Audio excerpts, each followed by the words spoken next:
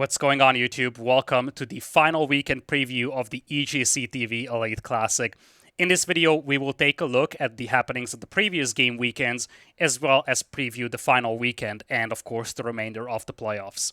The EGCTV Elite Classic is a $30,000 Age of Empires 4 major hosted by EGCTV.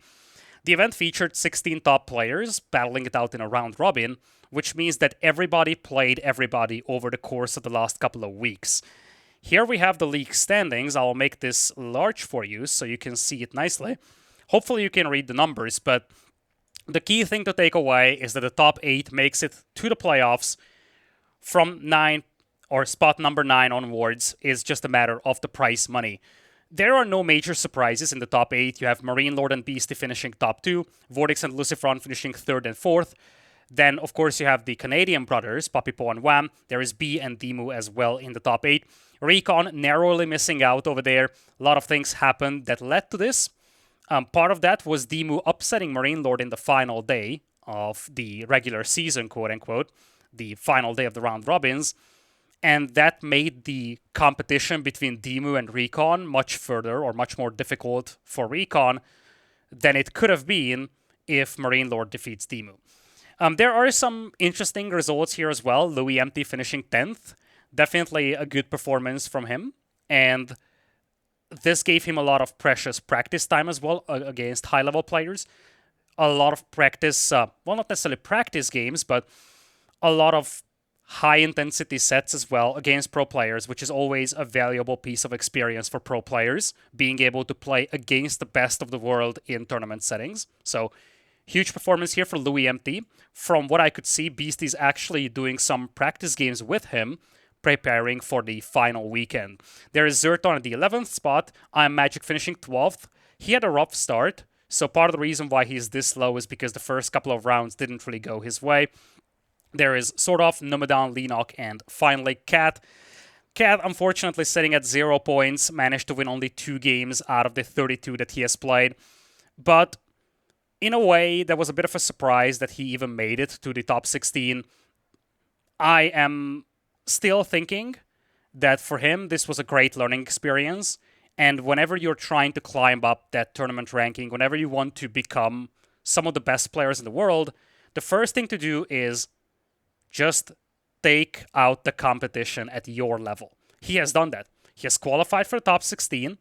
What we have seen here is that he is not there yet to beat some of the most elite players in the world, but he has seen a lot of games against pro players. He can analyze them, he can learn from them, and going into the next tournament, he will be armed with the knowledge that he has learned from this event. So for him, despite finishing last, there is of course a decent chunk of prize money, but there is a lot of experience for a young up-and-coming player like him as well. With that being said, let's take a quick look. That's not the one I wanted to show. Let's take a quick look at the playoffs. So the round of 8th was played this Sunday, as well as the round of 6th. Semifinals and finals, including the 3rd place, will come up this weekend.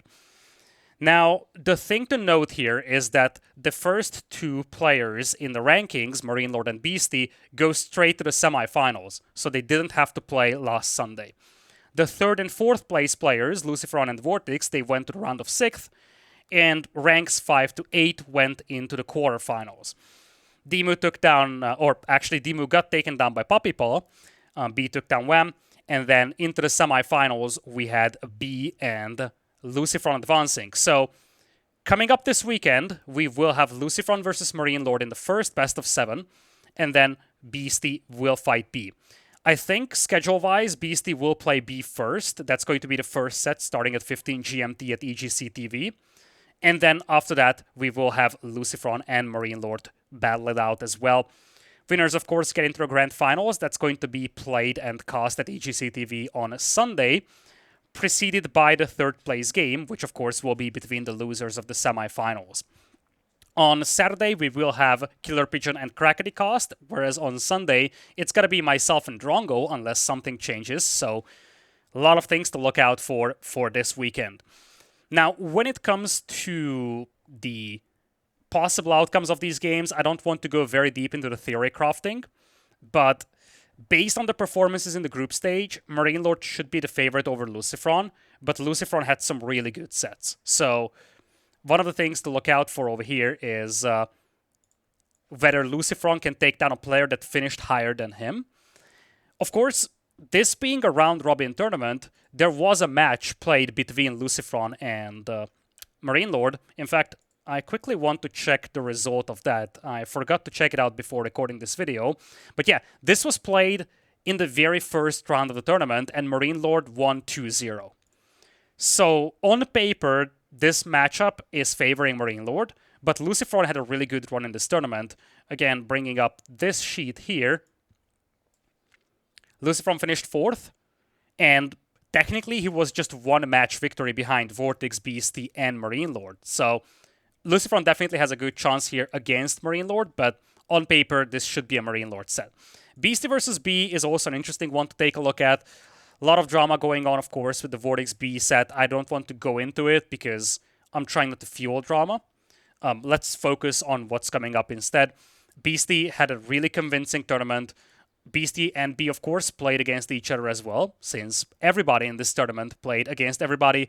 Beastie won 2-0 there. That was round number 4. I think based on the standings, based on the versus that they've played before, I think this should be a massively advantageous set for Beastie. We'll have to see how that shapes out, but I think this set is, when it comes to the possible outcome of this set, this is probably favoring Beastie a lot more than Marine Lord is favored versus Lucifron. So, on paper, this could be a Beastie versus Marine Lord finals and a B versus Lucifron third place game. If that happens, we will have, again, Beastie versus Marine Lord in the finals. I think this is not the first time that we will have the two battle it out in the finals. They've played in the Conqueror's Cup, that was a smaller tournament hosted by Blade. Marine Lord won 3-0. Golden League 2, though, Beastie beat Marine Lord 4-0. That was the semi-finals of Golden League, not the grand finals. In the finals, Beastie beat Lucifron 5-3, by the way. So, there's a bit of a back and forth between Beastie and Marine Lord. And if they get into the grand finals, it's going to be intriguing to see who takes the championship, because there is some mixed success between the two. Both of them have found a lot of success against the other. I feel like that would be a very close set if players made it there. Beastie, as I said, defeated Lucifron in the grand finals of the Golden League 5-3. So if that happens, that's also going to be a banger of a set. B, probably the player with the lowest chances to advance to the finals. But you can never count any of these players out. It's going to be a banger of a weekend, so I'm definitely looking forward to it. Lastly, I want to add something interesting here. That's this one, which are the standings of the Silver League. One of the lesser known things about the Elite Classic is that there's a Silver League for the other 16 players. Now, they've been playing their round robins, but not all of those have finished, so that's part of the reason why you see players having less games than others. Lash has already finished his 15 sets, but quite a few others like Killjari, Divine, they've yet to finish all 15 of their sets. One thing to note is that Core has withdrawn from the tournament, so that's why he's standing at 0-15, but the rest of the players are still playing. Now, from what I heard, the playoffs of this event will be on this weekend as well, although for that a lot of things need to happen still, so we'll have to see if this actually works out scheduling-wise, but right now, it's very possible that Sunday will also feature the grand finals of the Elite Classic Silver League. Prize pool for the event is about $500, and of course, a lot of prestige. If you think about it, these are the top 16 players that have not qualified for the main event, so for them, this is their own championship. Right now, Lash is leading 10-5, but don't forget, this is out of 15 sets played as compared to Divine and Killjari, who have only played 10 sets. There is, of course, Anatend as well, has had a really good performance in tournaments recently. In fact, was a bit of a surprise not to see him qualify for the main event, but you see he's definitely doing a great job here in the Silver League. Corvinus 1, formerly known as Salami, has also made his way into the top 8. There is Baltoon. Dark, Russian player, played a lot in AoE4 early on, then went back to AoE2.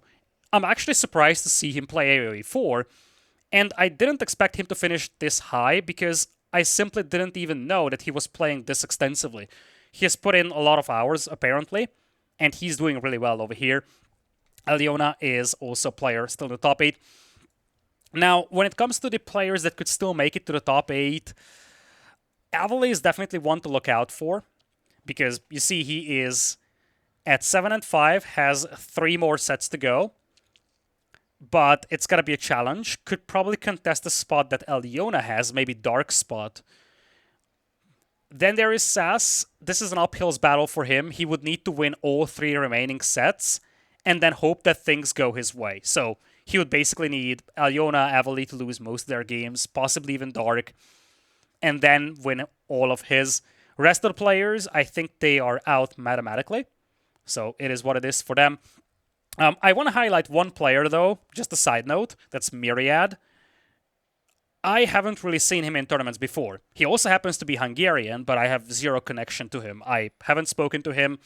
Didn't even know that he was Hungarian until I saw the flag in Liquipedia. You see, he's the only player, you can see that from the red text, he's the only player that does not have a player page on Liquipedia for AoE4.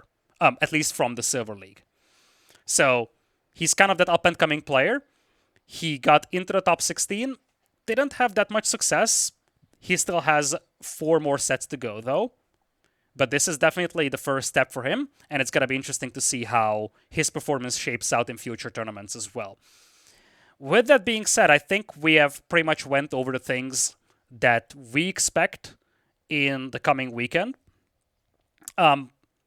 This was kind of the first time I tried this format, so I'm not saying it was perfect.